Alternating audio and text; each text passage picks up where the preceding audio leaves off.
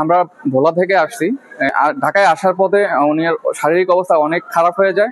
ইলিশা লঞ্চঘাট থেকে ঢাকায় আসতে আমাদের অনেক দেরি হয়ে যাওয়ার কারণে মাঝপথে আমরা বাংলাদেশ কোস্ট গার্ডের জরুরি সেবায় 16111-এ ফোন দিয়ে আমরা তাদের সহায়তা নিই। নারায়ণগঞ্জ পাগলা থেকে কোস্ট গার্ডের সদস্যরা আমাদেরকে রেস্কিউ করে। আমরা নিউরোসায়েন্সে যাই। নিউরোসায়েন্স থেকে আমাদেরকে সোহরাওয়ার্দী হাসপাতালে রেফার করে।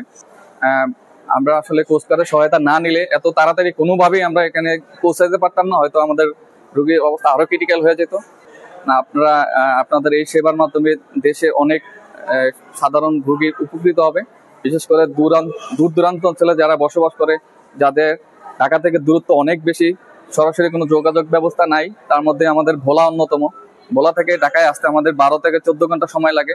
তো ইমার্জেন্সি এই সমস্ত রোগীগুলোর জন্য